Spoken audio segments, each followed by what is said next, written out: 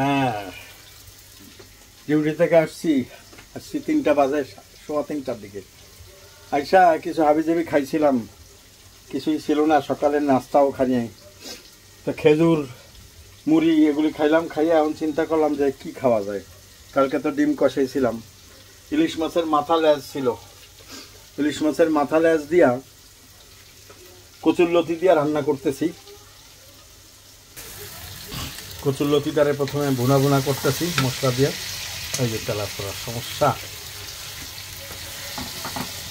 এই যে কচুরলতিটারে ভুনা ভুনা করতেছি কাঁচামরিচ পেঁয়াজ দিয়া, রসুন অল্প দিয়া।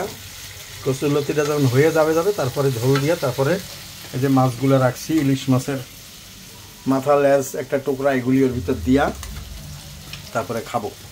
ভাত ছিল না, এই যে এত কটা ভাত আছে।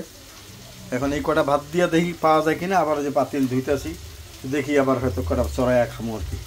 কালকে তো আফটারনুন ডিউটি, রাঁধতে চাইছিলাম রাত্রে, এখন দেখলাম যে কিছু খাইতে হবে। হোটেলে যায় খাইতে বিরক্ত ধরে গেছে, হোটেলের খাবার খাওয়ার উপযুক্ত নেই, এই আর কি। তো এটা রান্না হয়ে গেলে আবার দেখাবো ইনশাআল্লাহ। আপাতত থাক।